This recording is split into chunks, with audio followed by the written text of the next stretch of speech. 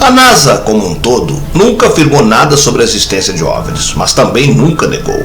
No entanto, existem vários funcionários da agência espacial, incluindo astronautas, que testemunharam ter visto coisas inimagináveis que os humanos não podem fazer com a tecnologia atual. Quando os astronautas falam sobre seus encontros com OVNIs, eles arriscam tudo para dar um passo à frente.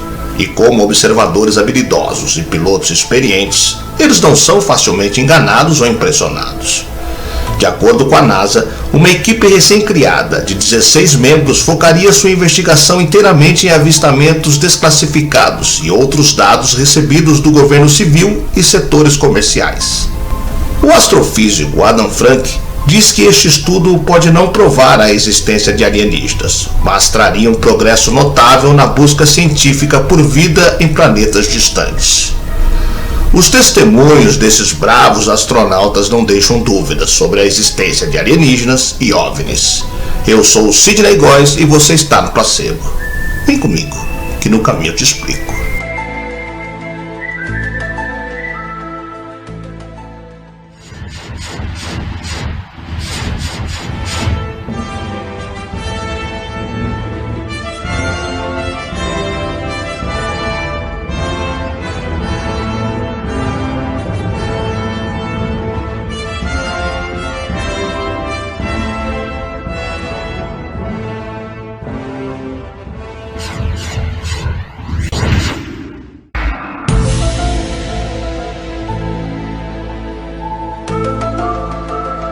O astronauta norte-americano James McDivitt, que esteve envolvido no comando de projetos espaciais históricos como a Gemini 4 e as missões de testes da Apollo 9 que prepararam a ida do homem à Lua, faleceu aos 93 anos no Arizona, nos Estados Unidos. James McDivitt nasceu em 10 de junho de 1929 no estado norte-americano de Chicago. Durante a sua infância e adolescência, estudou no Kalamazoo Central High School, em Michigan, nos Estados Unidos. James era bacharel em engenharia aeronáutica, tendo se formado na Universidade de Michigan.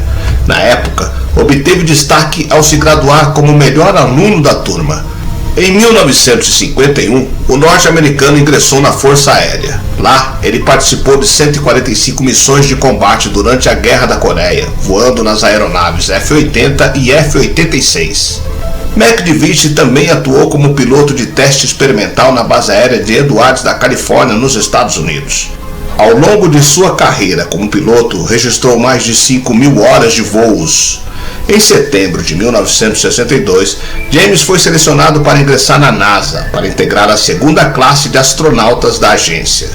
Em junho de 1965, ele fez seu primeiro voo ao espaço como líder da missão Gemini 4. Ele foi acompanhado pelo colega piloto da Força Aérea Ed White para o passeio mais ousado do show até hoje. Como parte do Gemini 4, White se tornou o primeiro americano a conduzir uma atividade extraveicular, o EVA, também conhecida como caminhada espacial. Além da caminhada espacial, houve alegações de algo possivelmente extraterrestre avistado fora da espaçonave. O coronel James McDivitt testemunhou 3 OVNIs durante seu voo Gemini, em 4 de junho de 1965, que a NASA tentou minimizar. Ele viu um objeto voador não identificado enquanto sobrevoava o Havaí no segundo dia da operação. Parecia uma lata de cerveja ou refrigerante, com algo parecido com um lápis, disse ele. Isso pode lembrar alguns dos UFOs tic-toc da Marinha. Infelizmente, não teve oportunidade de focar ou alterar a exposição das fotografias.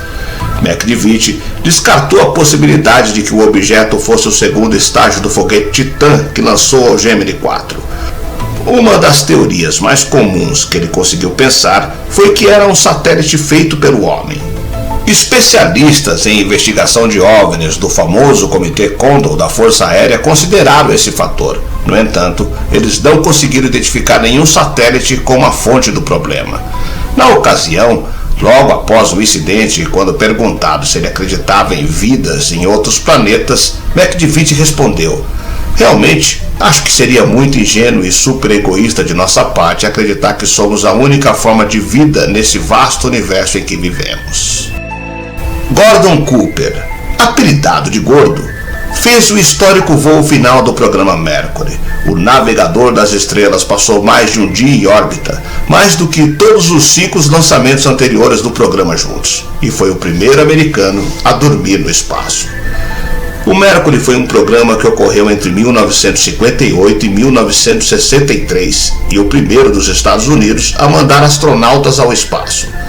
Participaram nomes famosos como Alan Shepard, o primeiro americano no espaço em um voo suborbital, e John Glenn, o primeiro a fazer uma órbita.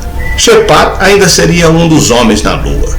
O lançamento de Cooper ocorreu em 15 de maio de 1963. Na ponta de um foguete Atlas ficava a cápsula Flight 7, que levava Cooper e seu traje, que não era nada mais do que uma roupa de pilotos de jato para grandes altitudes modificada para uso no espaço. O objetivo da missão, entre outros, era avaliar os efeitos de uma longa estadia do homem no espaço. Para isso, ele permaneceu um dia, 10 horas, 19 minutos e 49 segundos em órbita. Foram 22 voltas e meia ao redor do planeta. Após tanto tempo na minúscula cápsula, as leituras dos sinais vitais do gordo mudaram. Os técnicos em solo descobriram que, de tanto tédio devido à longa espera e pela falta do que fazer, ele acabou por dormir. Na 19ª órbita, o sistema de controle automático da nave começou a falhar. O resultado foi um efeito cascata de problemas em outros sistemas elétricos. Cooper foi forçado a mais um pioneirismo, a primeira reentrada manual da história do programa espacial americano. Com instruções de solo, o astronauta conseguiu alinhar perfeitamente a nave e parou a menos de 2 km do ponto previsto e pouco mais de 6 km do veículo que ia transportá-lo. Cooper disse em uma entrevista que viu um OVNI pela primeira vez em sua vida no início dos anos 1950, quando estava estacionado na base aérea de Landstuhl, na Alemanha Ocidental. Ele disse que durante esse tempo, os russos MiG-15 costumavam voar para sua base. Então, quando ele estava voando a 15 mil metros, viu veículos estranhos voando em formação muito mais alta e mais rápida que seu avião. Ele alegou que eles estavam em forma de disco com uma caixa de metal.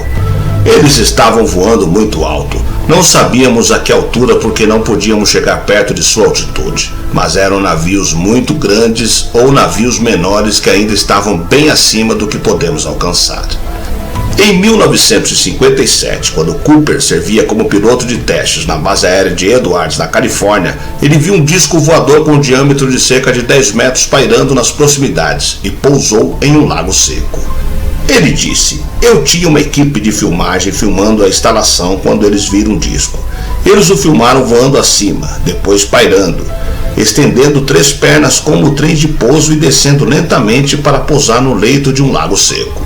E eles pegaram suas câmeras e começaram a filmar enquanto avançavam. E quando eles estavam perto o suficiente, ele se levantou, colocou a marcha de volta no volante, inclinou-se e decolou em alta velocidade. Então, eles vieram ao meu escritório e me contaram o que aconteceu", disse Cooper. Depois disso, Cooper enviou as gravações para Washington e apresentou um relatório de encontro com os OVNIs. Depois de um tempo, um alto funcionário disse que quando o filme fosse revelado, eu deveria colocá-lo em uma sacola e enviá-lo para Washington, e não sei se alguém o viu desde então. Ele não disse nada sobre eu não assistir ao filme. Foi o que fiz quando ele voltou do laboratório, e tudo estava lá, assim como a equipe de filmagem relatou. O disco era semelhante ao que ele encontrou em 1951. Já o astronauta Edgar Mitchell, um dos poucos sortudos a pisar na Lua, onde chegou como parte da Apollo 14 em 1971, nascido no Texas em 17 de setembro de 1930, Mitchell foi o 6º astronauta da NASA a pisar no solo lunar, de um grupo de 1 dúzia que conseguiu essa façanha. 5 anos após começar a trabalhar na Agência Espacial dos Estados Unidos, em 31 de janeiro de 1971, Mitchell decolou do Centro Espacial Kennedy, em Cabo Canaveral, na Flórida, na missão Apollo 14, com Alan Shepard Jr. e Stuart Rosa, de acordo com a biografia da NASA. Mitchell foi encarregado de pilotar o módulo lunar Antares, que pousou na região da cratera Fram Mauro. Lá, os astronautas realizaram um grande número de experimentos científicos e recolheram mais de 40 quilos de rochas lunares para trazer de volta à Terra. A missão foi concluída com êxito em 9 de fevereiro de 1971, quando os astronautas pousaram no Oceano Pacífico. Mitchell, que teve um total de 216 horas e 42 minutos no espaço, era o único astronauta dessa missão que ainda vivia. Rose Shepard morreu em 1994 e em 1998. Em 1972, Mitchell se aposentou da NASA, mas manteve uma vida ativa desde então. Nunca fugiu da polêmica, como quando, em 1973, fundou o Instituto de Ciências Noéticas, dedicado a fenômenos não convencionais, e até mesmo disse que acreditava em OVNIs, embora afirmasse que nunca tinha visto um. O lendário incidente ocorrido em 1947 foi real, de acordo com o astronauta Edgar Mitchell. Ele afirmou em suas entrevistas que tinha informantes que lhe contaram sobre a história inteira de Roosevelt, mas nunca revelaram seus nomes. Não se engane, Roosevelt aconteceu. Eu vi arquivos secretos que mostram que o governo sabia sobre isso, mas optou por não contar ao público, disse Edgar Mitchell, PhD, astronauta da Apollo 14. Em fevereiro de 1971, após completar com sucesso a missão, a tripulação da Apollo 14 retornou à Terra. Alan Shepard e Edgar Mitchell se tornaram o quinto e o sexto astronautas a caminhar na superfície lunar. Enquanto o Shepard escolheu viver na glória, Mitchell se tornou o principal encrenqueiro por muitos anos. Ele aceitou publicamente a existência de alienígenas depois de estar na Lua e permaneceu inflexível até sua morte. Ele acusou o governo dos Estados Unidos de esconder a verdade sobre o contato com extraterrestres. Imediatamente após seu retorno, Mitchell deixou a NASA e mergulhou no estudo de OVNIs, história antiga e consciência humana. De acordo com Mitchell, certa vez ele teve uma conversa confidencial com um almirante da Marinha, que lhe disse secretamente que alienígenas haviam de fato feito contato com o governo no início dos anos 1940. Eles estavam interessados em armas terrestres, principalmente a bomba atômica. No início da Guerra Fria entre a União Soviética e os Estados Unidos, os alienígenas frequentemente vinham à Terra porque temiam uma guerra nuclear e tentavam influenciar as elites mundiais de alguma forma. Em outra entrevista, Mitchell afirmou que suas palavras foram distorcidas por jornalistas. O almirante disse a ele que o governo estava ciente da existência de inteligência extraterrestre desde o início dos anos 1940 e estava encobrindo avistamentos de OVNIs autenticados. No entanto, ele nunca falou de qualquer interferência nos assuntos políticos. Ele não deu os nomes de seu informante do alto escalão da Marinha para não substituí-lo.